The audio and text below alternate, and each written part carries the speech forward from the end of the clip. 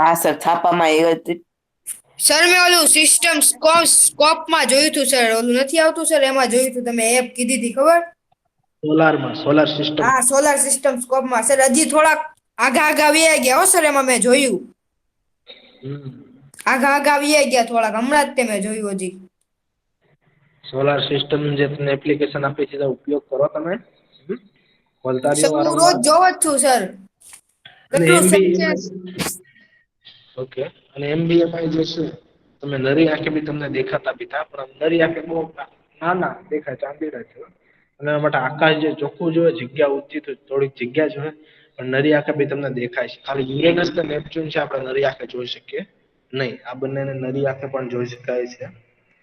Okay એટલે દેખાતા તો ખરા જ તે. સર તમે પણ જોયો તો સર ઈ? નહીં આજે વિજ્ઞાન કેન્દ્રમાં ગયો હતો મેં પણ મિસિંગ છે. 144 નંબર હતો. કેટલા? 140મો નંબર હતો ને એન્ટ્રી ખાલી 75 જણાને જ હતી એટલે જે છે એ રહી ગયું. ઓકે.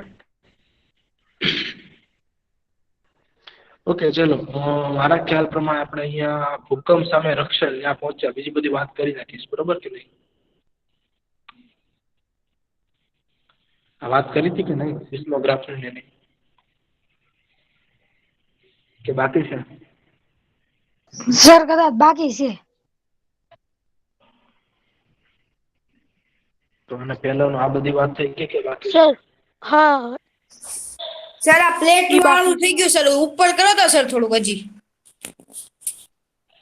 સર કરો તો હજી ઉપર, આ પ્લેટ વાળું તો થઈ ગયેલું છે. હજી ઉપર આઈ થઈ ગયું તું. નીચે સર અહીંયા જવાનું આવ્યા ઉપર હતા. હા સર આઈ થઈ ગયું તું ભૂકંપ વાળું તે.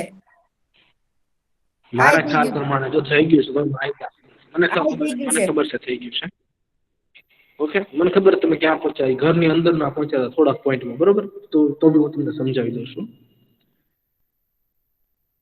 ત્યાં એક સિસ્મોગ્રાફ જે છે બરોબર દર્શાવ્યું છે એક સ્ટેન્ડ ચુંબક લઈને કે લોલક બળ દ્વારા જે છે શું થાય એક સાદું જે છે સિસ્મોગ્રાફ દર્શાવ્યું કે ભૂકંપ થાય ત્યારે જે છે તીવ્રતા જે છે ધ્રુજારી છે અનુભવાય તો શું થાય લોલક ને પણ એ ધ્રુજારી અનુભવ એટલે લોલક શું થાય હા ધ્રુજારી અનુભવ એટલે લોલક નું હલન ચલન શરૂ થઈ જાય એટલે જે પેન લોલક સાથે જે છે એ લટકાડેલી છે લોલક સાથે જે પેન જે છે લટકાડેલી છે એ પેન નું બી શું થાય છે પેલા ચાર્ટ પેપર હલન ચલન થઈ જાય ચાર્ટ પેપર ના આલેખ દોરવાનો શરૂ થઈ જાય મતલબ આપણી સાદી ભાષામાં કહેતા લીટા શરૂ થઈ જાય હા જેટલી ધ્રુજારી થશે એટલા પેનને શું થશે લીટા જે છે શરૂ થઈ જશે ઓકે અને વાત કરીએ કે જેમ પાણીમાં આપણે જેમ સ્થિર પાણીમાં કાકરો નાખે એટલે શું એમાં તરંગો ઉત્પન્ન થાય એટલે રીંગ જેવા રહેશે એટલે રીંગો ઉત્પન્ન થાય પાણીની અને એ શું ક્યાં સુધી જાય છે રીંગ નાની થી મોટી થતી જાય છેક કિનારા સુધી જાય શું થાય છેક કિનારા સુધી જાય એની પછી બીજી રીંગ ઉત્પન્ન થતી એની પછી ત્રીજી રીંગ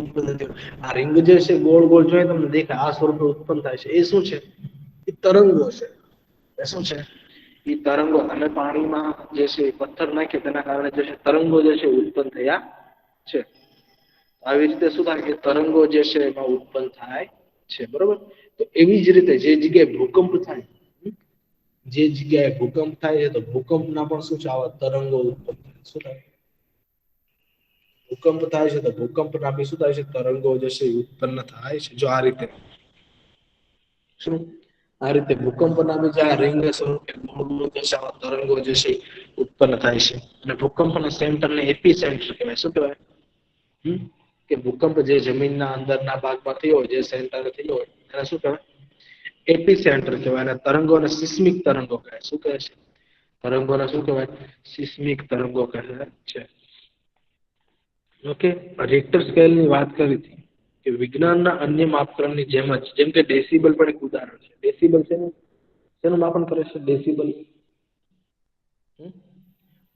જે છે એકમ જે છે એના દ્વારા શેનું માપન થાય છે અવાજનું ધ્વનિ શેનું અવાજનું માપન કોણ કરે છે ડેસિબલ કરે છે રિક્ટર સ્કેલ પણ રેખીય નથી શું છે રિક્ટર સ્કેલ જે છે પણ રેખીય જે છે એ નથી દાખલા તરીકે આનો મતલબ એ થયો કે 4 ની તીવ્રતા વાળો ભૂકંપ કરતા 6 ની તીવ્રતા વાળો ભૂકંપ 1.5 ગણી હોતી નથી રેખીય નો મતલબ શું થાય એક રેખા દોરીને જે આપણે રેખા પડે દાખલા તરીકે 4 તીવ્રતા વાળો ભૂકંપ છે, એ 6 ની તીવ્રતા વાળો ભૂકંપ ગણી એટલે 2 ગણું વધે, આપણે સમજ્યા 2 ગણી વધારે છે. સર 4 ની તીવ્રતા જે ભૂકંપ છે, 1 મિનિટ, 4 ની તીવ્રતા વાળો જે ભૂકંપ છે એ આપણે 6 ની તીવ્રતા વાળો માનીએ કે જે 4 ની તીવ્રતા વાળો ભૂકંપ એટલો વિનાશક છે, તો 8 ની તીવ્રતા વાળો ભૂકંપ હોય તો આના કરતા ડબલ વિનાશક હોય. પછી 6 ની તીવ્રતા વાળો ભૂકંપ હોય તો આના કરતા 2 ગણી વધારે વિનાશક હોય. પણ એવી રીતે રિક્ટર સ્કેલ જે છે એ રેખિક નથી. હકીકતમાં જોવો ને 4 ની તીવ્રતા વાળો ભૂકંપ હોય, પછી 6 ની તીવ્રતા વાળો ભૂકંપ એની કરતા 1.5 ગણી નહીં પણ 1000 ગણી વધારે શક્તિશાળી. કેવો હોય? 1000 ગણો જે છે વધારે શક્તિશાળી હોય છે. 2 ગણો નહીં કે 1.5 ગણો નહીં, 1000 ગણો વધારે શક્તિશાળી. અને રિક્ટર સ્કેલ છે રેખીય નથી એમ કહી શકાય. શું કહી શકાય? રિક્ટર સ્કેલ છે આના માટે જે છે એ રેખીય છે નહીં. હકીકતમાં તીવ્રતા 2 નો વધારો થવો એનો મતલબ તેની વિનાશકતા 1000 ગણી વધતી હોય છે. આથી 6 ની તીવ્રતા વાળો ભૂકંપ 4 ની તીવ્રતા વાળા ભૂકંપ કરતા 2 ગણી નહીં કેટલું 1000 ગણી વધુ વિનાશક શક્તિ ધરાવે છે. બરોબર? ચલો કોને શું પ્રોબ્લેમ હતો, ક્વેશ્ચન હતો, બોલો.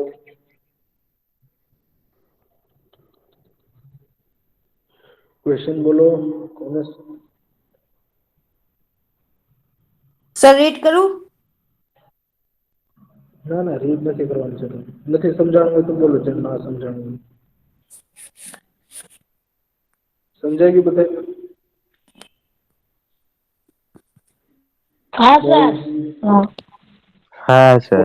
એટલે એ જે છે એ શું છે? રેખીય નથી. શું નથી? રેખીય નથી. બરોબર? હવે તમે જોશો ભૂકંપ સામે રક્ષણ. ભૂકંપ સામે આપણે કઈ રીતે રક્ષણ જે છે મેળવવું જોઈએ. આગળના પાના ઉપર જાણ્યું કે ભૂકંપનું પૂર્વાનુમાન થઈ શકતું નથી. પૂર્વાનુમાનનો મતલબ એની અગાઉ જાણકારી મળી શકે નહીં. આપણે એ પણ જોયું કે ખૂબ જ વિનાશક હોઈ શકે છે. કે ભૂકંપ છે શું છે? કે ખૂબ જ વિનાશક હોઈ શકે છે. એટલા માટે જરૂરી છે કે દરેક સમય આપણી જાતને રક્ષણ માટે જરૂરી પગલાં લઈએ. કે ભૂકંપ ગમે ત્યારે થઈ શકે છે, પણ અમુક જે નબળા વિસ્તારો કીધા છે, જમ્મુ કાશ્મીર છે, રાજસ્થાનનું રણ છે, કચ્છનું રણ છે, ઉત્તર પૂર્વનો બધો ભાગ, હિમાલયના મેદાનો છે, ઉત્તર પૂર્વનો જે છે ગંગાના મેદાનો, ગંગાના કિનારો, ગંગાના મેદાનો છે, ઉત્તર પૂર્વનો બધો ભાગ જે છે, થોડાક અમુક દક્ષિણનો ભાગ, બધા છે નબળા વિસ્તારો છે. એ બધા કેવા વિસ્તારો છે? નબળા વિસ્તારો. શું કહે? સિસ્મિક કે ફોલ્ટ ઝોન કહે. શું કહે છે? સિસ્મિક કે ફોલ્ટ ઝોન કહે છે. કે સિસ્મિક કે ફોલ્ટ ઝોનમાં રહેતા લોકો, જ્યાં ભૂકંપની શક્યતાઓ ખૂબ જ વધુ હોય ત્યાં લોકો વધારે તૈયાર રહેવું જોઈએ. સૌપ્રથમ તો આ વિસ્તારના આવેલી ઇમારતો રચના એવી રીતે થયેલી હોવી જોઈએ કે તે મોટા આંચકા જે છે, મોટા આંચકા શું સહન કરી શકે. શું કરી શકે? તે મોટા આંચકા છે એ સહન કરી શકે એવી રીતે શું હોય એની ઇમારતોની રચના થયેલી હોવી જોઈએ. બરોબર? કે તે મોટા આંચકા જે સહન કરી શકે છે. ઇમારત માટે આધુનિક ટેકનોલોજી આ શક્ય કરી શકે છે. ભૂકંપ સલામત હોય તેવા માળખા ઉભા કરવા જોઈએ. શું કરવું જોઈએ? ભૂકંપ સલામત હોય તેવા શું કરવા જોઈએ? માળખા જે છે ઉભા કરવા જોઈએ. જો તમે અહીંયા જુઓ ને, જે વિસ્તાર છે તમને દેખાડ્યો છે, આ બધો નબળો વિસ્તાર. જો આ આપણે મેપ દેખાશે તમને બધાને બરોબર? હા સર. ઓકે. જો ઇન્ડિયામાં જે છે આ બોર્ડર જે દેખાય છે કચ્છની જે છે ત્યાંથી લઈને અરેબિયન ને ભારતીય પ્લેન જે મળે છે ત્યાંથી લઈને જે છે એ ક્યાં સુધી અહીંયા આ ભાગ સુધી, અડધું ભારત ઉપરનો ભાગ બધો આવી ગયો છે. બ્લેક કલરની બોર્ડર દેખાય છે. બ્લેક કલરની જેટલી બી બોર્ડર દેખાય, જેટલી જગ્યાએ બધા નબળા વિસ્તાર. ઉત્તર ને પૂર્વનો આખો ભાગ આવી ગયો. શું? ઉત્તર પૂર્વનો બધો ભાગ આવી ગયો. પછી હિમાલયના મેદાનો આવી ગયા છે. અહીંયા આપણે ગુજરાતમાં કચ્છ વિસ્તાર પણ આવી ગયો. જો ત્યાં બે પ્લેટો ત્યાં ભેગી થાય છે, અરેબિયન પ્લેટ ને ભારતીય પ્લેટ. ત્યાં વધારે શક્યતા ભૂકંપ. શું? ત્યાં પણ બે પ્લેટો જે છે ભેગી થાય છે.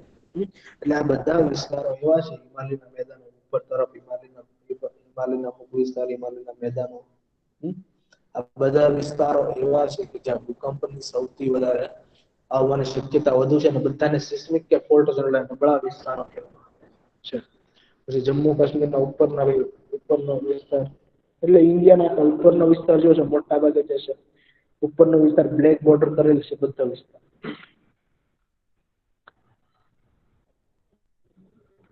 અહીંયા બીજો તમને અહીંયાથી તો ગંગાના મેદાનો જો દર્શાવ્યું છે હિમાલય ગંગાના મેદાનો.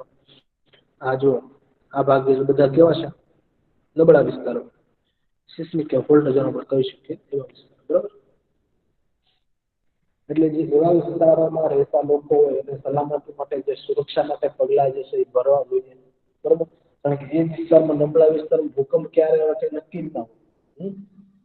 20 વર્ષ સુધી આવે જ નહીં, આવે તો એકાદ મહિનામાં 2-3 વાર આવી જાય.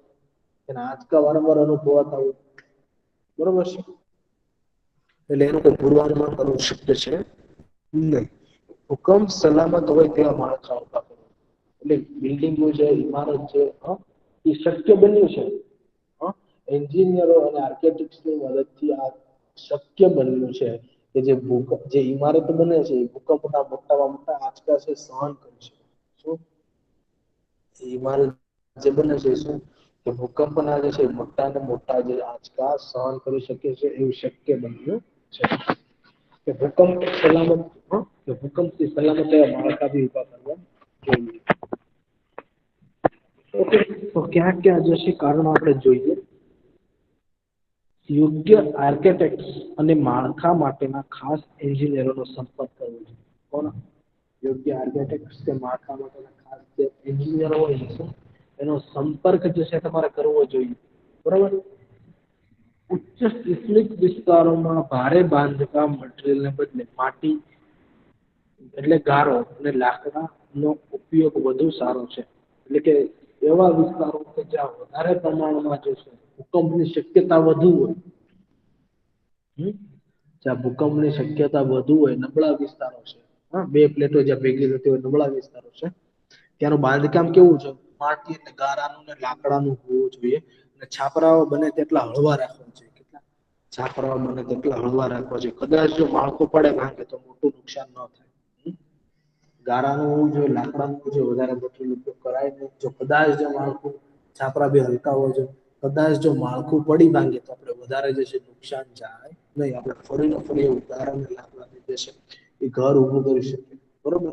ત્યાંના વિસ્તારોમાં રહેતા લોકો. ત્રીજો પોઈન્ટ છે કબાટ અને છાજલીઓ દિવાલ સાથે લગાડેલા હોય તો સારું પડે જેથી તે સરળતાથી પડી ન જાય. એટલે કબાટ અને છાજલીઓ જે છે ઘોડાને પેલું હોય છે દિવાલ સાથે લગાડેલા હોય. કબાટ બધા કેવા છે દિવાલ સાથે જે છે જોઈન્ટ હોય છે દિવાલ સાથે લગાડેલા હોય છે. આપણે કેમ દિવાલની અંદર જે કબાટ હોય તે થઈ જશે દિવાલ સાથે લગાડેલા હોય દિવાલ સાથે જોઈન્ટ હોય તો એ પડે નહીં. શું થાય? પડે નહીં. નેક્સ્ટ જ્યારે દિવાલ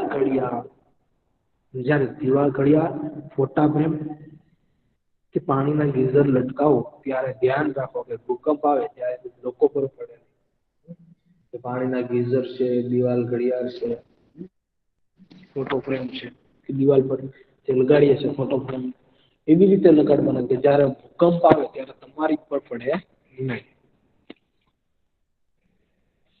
કેટલીક ઇમારતોમાં ભૂકંપના સમયે આગ લાગે છે માટે જરૂરી છે કે બધી ઇમારતો ખાસ કરીને ઊંચી ઇમારતોમાં અગ્નિશામકો એટલે કેટલીક વાર એવું થાય ભૂકંપના લીધે જે છે આંચકાના લીધે જે થાંભલા હોય છે અથવા ઇમારતો હોય છે શોર્ટ સર્કિટ પણ થઈ શકે.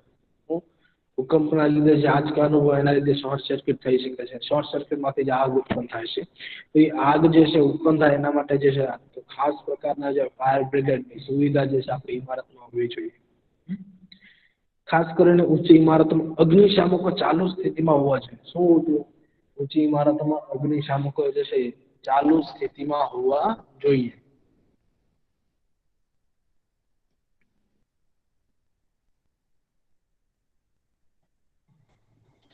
કેન્દ્રીય ઇમારતો સંશોધન કેન્દ્ર એટલે કેન્દ્રીય ઇમારત સંશોધન કેન્દ્ર સેન્ટ્રલ બિલ્ડિંગ રિસર્ચ ઇન્સ્ટિટ્યૂટ રૂરકીમાં ભૂકંપ અવરોધક ઇમારતો કેવી રીતે તૈયાર કરવી તેના પર કાર્ય થયું છે. કઈ જગ્યાએ? રૂરકીમાં, આ જે વિસ્તાર છે રૂરકીમાં, કે ભૂકંપ અવરોધક ઇમારતો, એટલે ભૂકંપના આંચકા સહન કરી શકે એવી ઇમારતો કઈ રીતે તૈયાર કરવી તેના પર કાર્ય થઈ શક્યું છે. એવી જ રીતે આપણે ગુજરાતમાં બી જો, ગુજરાતમાં કઈ સંસ્થા છે? ગુજરાતમાં ભૂકંપ પર સંશોધન કરતી સંસ્થા ISR. કઈ સંસ્થા છે? ISR, institute of seismological research. શું છે? ઇન્સ્ટિટ્યૂટ ઓફ સિસ્મોલોજીકલ રિસર્ચ છે. ગાંધીનગર મુકામે આવેલ છે. ક્યાં છે? ISR જે છે ગાંધીનગર જે છે મુકામે આવેલી છે. ભૂકંપ થવાની ઘટનામાં તમારી જાતને બચાવવા નીચેના પગલાં લો. એટલે ભૂકંપ થવાની ઘટના થાય કે ભૂકંપ થાય, તમારી જાતને બચાવવા જે નીચેના પગલાં જે છે એ તમારે લેવા જોઈએ. જો તમે ઘરે હો તો શું થાય? જો તમે ઘરની અંદર હો તો ટેબલ નીચે આશ્રય લો અને ધ્રુજારી બંધ થાય ત્યાં સુધી તે જગ્યાએ જાઓ. ટેબલ નીચે જે છે તમે આશ્રય લઈ લો. જો ઘરની અંદર હોય ફટાફટ બહાર ન જઈ શકતા, પણ ભૂકંપ માટે સલામતીનું બેસ્ટ સ્થળ એ કહેવાય કે ભૂકંપ થાય ધ્રુજારીનું એટલે તમે ફટાફટ ઘરની બહાર નીકળે ને ક્યાં જતું રહેવું? ખુલ્લી જગ્યામાં જતું રહેવું. આ સૌથી સુરક્ષિત અને સલામતી જે છે પગલું. ક્યાં જતું રહેવાનું? બધાએ ભૂકંપ થાય એટલે ભૂકંપના આંચકા અનુભવ એટલે બધાએ ક્યાં જતું રહેવાનું? ખુલ્લી જગ્યામાં જતું રહેવાનું. ઘરની અંદર નહીં.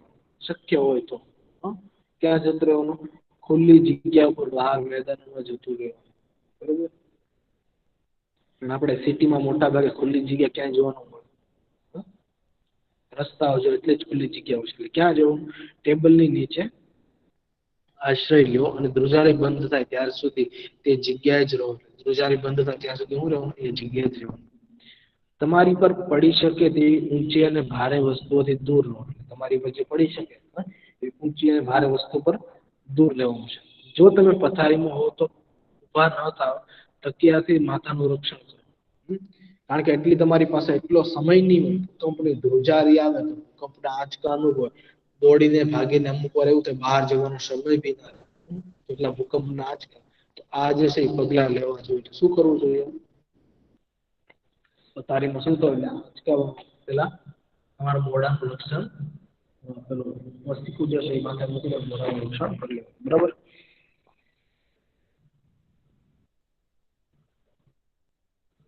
જો તમે બહાર હો તો ઇમારતો, વૃક્ષો તથા પસાર વિદ્યુત દૂર ખુલ્લું શોધો.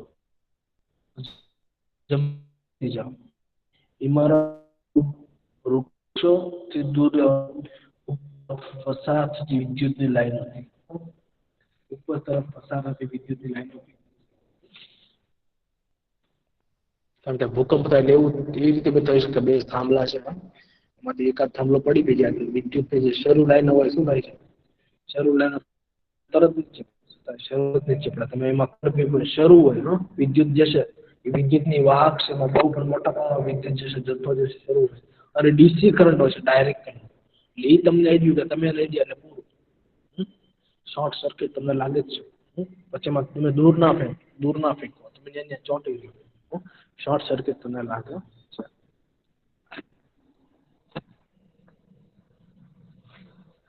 એટલે ઇમારતો, વૃક્ષો તથા ઉપરથી પસાર થતી વિદ્યુતની લાઈનોથી દૂર ખુલ્લા સ્થળો શોધો. જમીન પર બેસી જાઓ. શું કરવાનું? જમીન પર બેસી જવાનું. જો તમે મોટર કે બસમાં હો, શું કે જો તમે મોટર કે બસમાં હો તો શું કરવાનું છે? બહાર ન આવો. મોટર કે બસમાં હો તો બહાર ન આવો. વાહન ચાલકને ધીમે ધીમે ખુલ્લા સ્થળ સુધી ચલાવવાનું કહો. કઈ જગ્યાએ? કે વાહન ચાલકને જે છે ધીમે ધીમે ક્યાં? ખુલ્લા સ્થળે જે છે એ ચલાવવાનું કહો કે ખુલ્લા સ્થળે જવાનું કહો. જ્યાં સુધી ધ્રુજારી ન અટકે ત્યાં સુધી બહાર ન આવવું. એટલે જ્યાં સુધી ધ્રુજારી અટકે નહીં ત્યાં સુધી બહાર આવવું નહીં. એટલે સલામતીનું એક સારું પગલું એ છે કે તમે બહાર હો તો ખુલ્લા મેદાનમાં જતું રહો. ઉપર તમારી પર કોઈ બી વિદ્યુતની લાઈનો, વૃક્ષો છે ઇમારતો પડે એવું ના હોવું જોઈએ ખુલ્લા મેદાનમાં. અને ખુલ્લા મેદાનો જે છે સિટીમાં તો હોવું મુશ્કેલ છે. સિટીમાં વધારે પ્રમાણમાં બધા ગીચતામાં રહેતા હોય. ત્યાં ખુલ્લા મેદાનો અમુક જગ્યાએ જ હોય છે. એકાદ બે મેદાન હોય ખુલ્લા મેદાન. બાકી તો આપણે જોઈએ રસ્તામાં કેટલી ભીડભાડ, મોટી મોટી ઇમારતો હોય. અને ગામડામાં તમે મોટા ભાગે જો બધા ઘર બી દૂર દૂર, ખુલ્લા મેદાન તો અલગ વાત છે, બધાના ઘર બી દૂર હોય અને જે બધાના મકાન બનાવેલા હોય છે એ ઈંટોથી ગારાથી એવી રીતે બનાવેલા હોય સિમેન્ટથી, પણ એટલા બધા પાકા બી નથી હોતા અને ઘર એકબીજાથી દૂર હોય અને એટલા બધી મોટી ઇમારતો ના હોય, એટલે ત્યાંથી બચવાનું સ્થળ છે બેસ્ટ છે. અને ઘર બર પડી ગયું તો તમારે મોટું નુકસાન બી થાય નહીં. અમુક અમુક ગામ તમે જો ને, અમુક અમુક ગામ તો ડુંગર પર હોય છે. જે ડુંગરના ઢાળ હોય છે ને, ડુંગરના ઢાળ ઊંચી સપાટી ડુંગરના ઢાળ હોય છે એ ડુંગર પર હોય છે. એ બી એવી રીતે હોય છે ને, એ બી એવી રીતે હોય છે, એક ઘર પેલી બાજુ હોય છે, થોડુંક અંતર મૂકીને બીજું ઘર હોય છે, પછી એના પછી થોડુંક અંતર મૂકીને ત્રીજું ઘર હોય છે. આપણે જેમ અહીંયા જે સિટીમાં જે છે એવો નજારો જોયો છે કોઈ દિવસે કઈ જગ્યાએ? એ કઈ જગ્યાએ જોયું છે? એવા ગામો જોયો છે કોઈ કે નથી જોયા કોઈએ?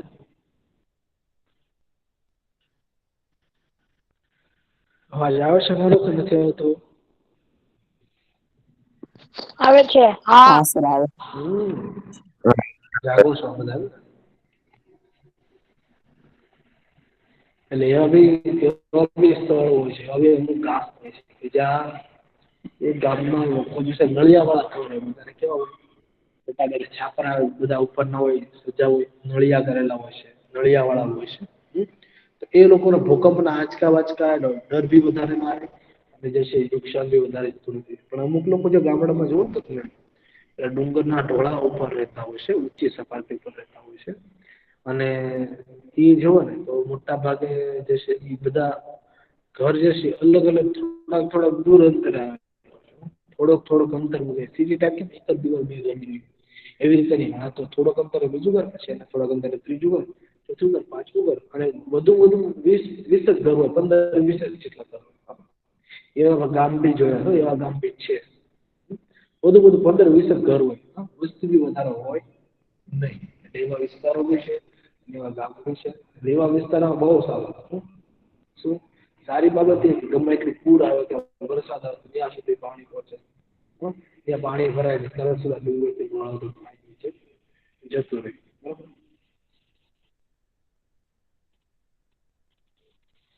ઓકે, આ ચેપ્ટર જે છે આપણે પૂરું થાય છે. બરોબર.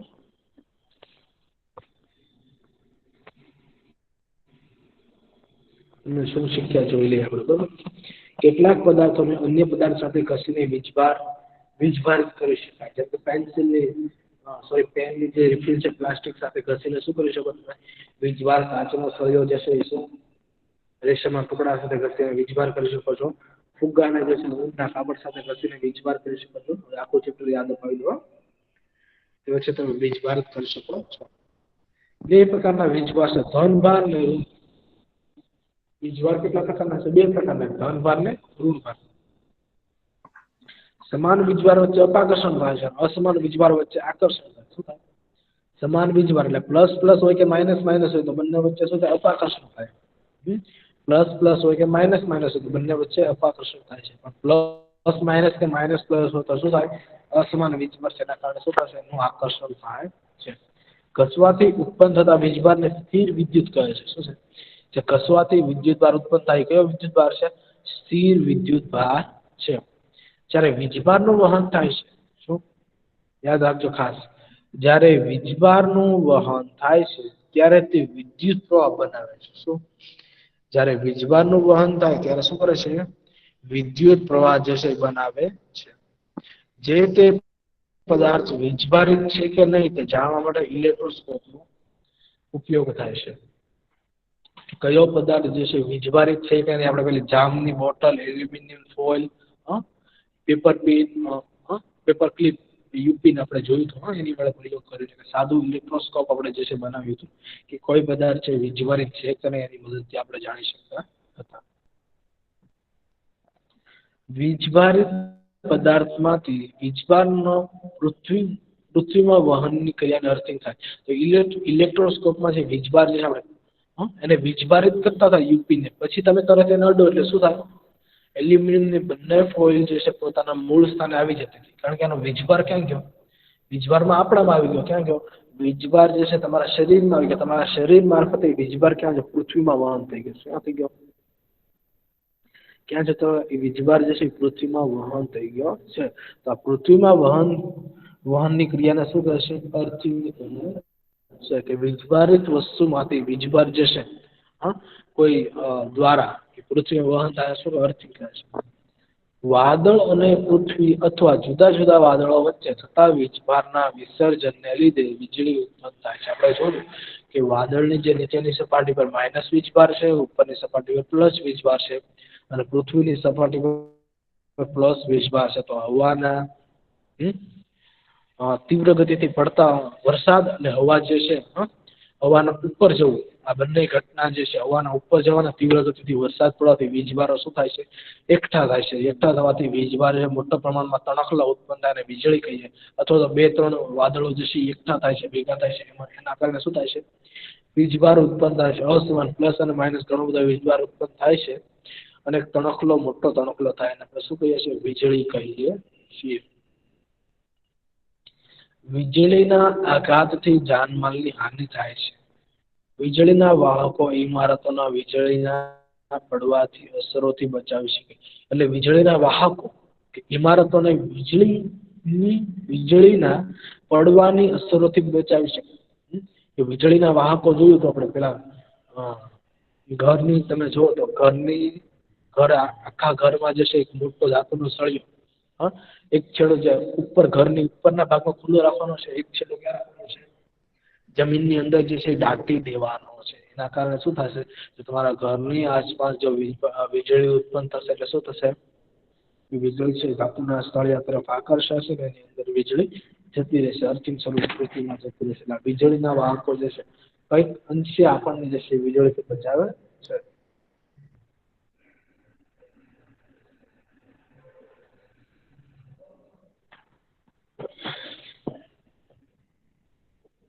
ભૂકંપ એ પૃથ્વીનું અચાનક હલવું કે ધ્રુજવું છે. ભૂકંપ શું છે?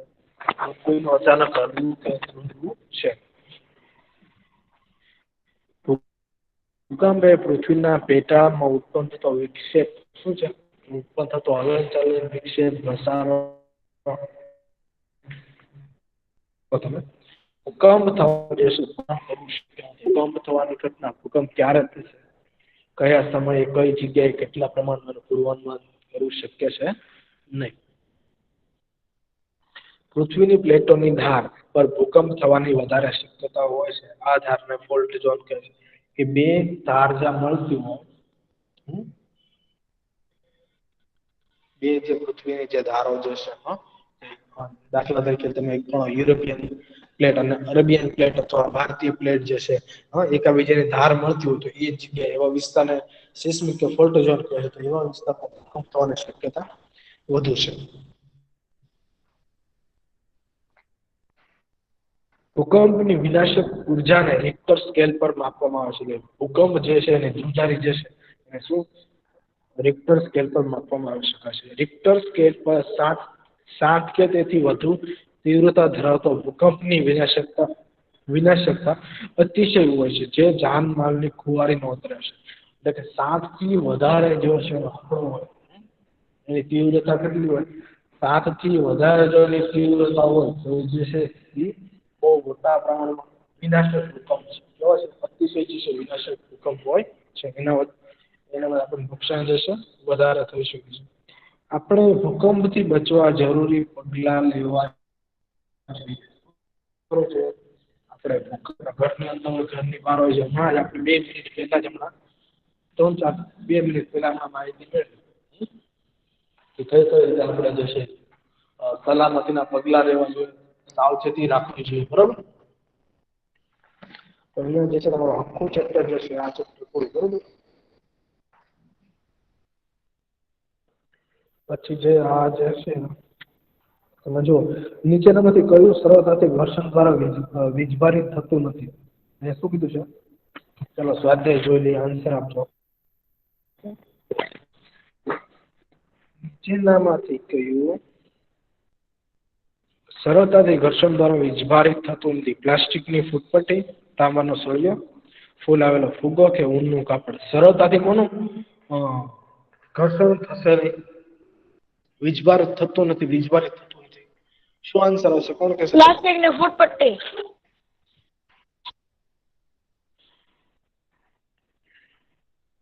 બીજું કોઈ? ફૂલાવેલો ફુગ્ગો. ના ના સર, તાંબાનો સળિયો. ક્વેશ્ચન બરાબર રીડ કરજો. તાંબાનો સળિયો. નીચેનામાંથી કયું સરળતાથી ઘર્ષણ દ્વારા વીજભારિત થતું નથી? કારણ કે તાંબાનો સળિયો કેવો હોય? ભારે હોય. આપણે બધા જે વીજભારિત કરવા માટે બધા કેવા ઊનનું પદાર્થો કાપડ. હલકા પદાર્થો બધા લેવાના. બેટા સમજાવું તો ઊનનું કાપડ. તાંબાનો સળિયો જે ભારે હોય. જ્યારે કાચના સળિયાને રેશમના ટુકડા સાથે ઘસવામાં આવે, શું કીધું છે? જ્યારે પેલા તો ક્વેશ્ચન હોવી જોઈએ. આપણને વધારે મોહ એવો આપણે આન્સર તરફ દોડી જઈએ કે આ ચારમાંથી આ જ આન્સર છે. પેલા ક્વેશ્ચન બરાબર ચેક કરો શું કહેવા માંગે છે. જ્યારે કાચના સળિયાને રેશમના ટુકડા સાથે ઘસવામાં આવતો ને, કાચના સળિયાને રેશમના ટુકડા સાથે ઘસો ત્યારે સળિયો શું? ત્યારે સળિયો. પછી એટલું વાક્ય આપણે પૂરું કરવું છે. સળિયો અને કાપડ બંને ધનભારિત મેળવે છે નહીં. ખોટું, બંનેમાં ધનભાર હોય નહીં. ધનભારિત થાય છે એટલે કે મતલબ કે સળિયો ધનભારિત થાય છે જ્યારે કાપડ ઋણભારિત થાય છે. ઓકે. અને કાપડ બંને ઋણભારિત થાય, બંને ઋણભારિત ન થાય, ઋણભારિત થાય જ્યારે. ઓકે, બી આન્સર સાચો છે. ત્યારે સળિયો ધનભારિત થાય છે અને જ્યારે કાપડ શું થાય? ઋણભારિત થાય છે. ઓકે, ટ્રુ ફોલ્સ છે. સમાન વીજભાર એકબીજાને આકર્ષે છે. Yes or no boys?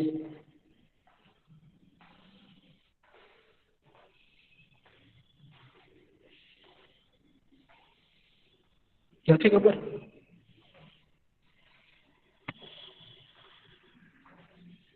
ચલો કોણ બોલશે?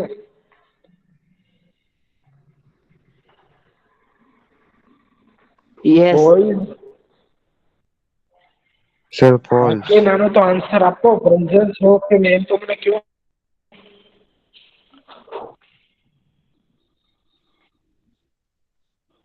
Sir false. સર નથી આવડતું. કાચનો વીજભારિત. Very good. આખું ચેપ્ટર પૂરું થઈ ગયું તો તમને જે આવડતું નથી.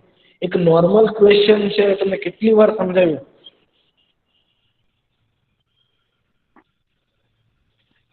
આ વીજભારની વસ્તુ, ધનભારની વસ્તુ, પાણીની વસ્તુ, પ્લસ માયની વસ્તુ 14મા ચેપ્ટરમાં બી છે. એટલે એના લગતું ચેપ્ટર મેં તમને લીધું છે.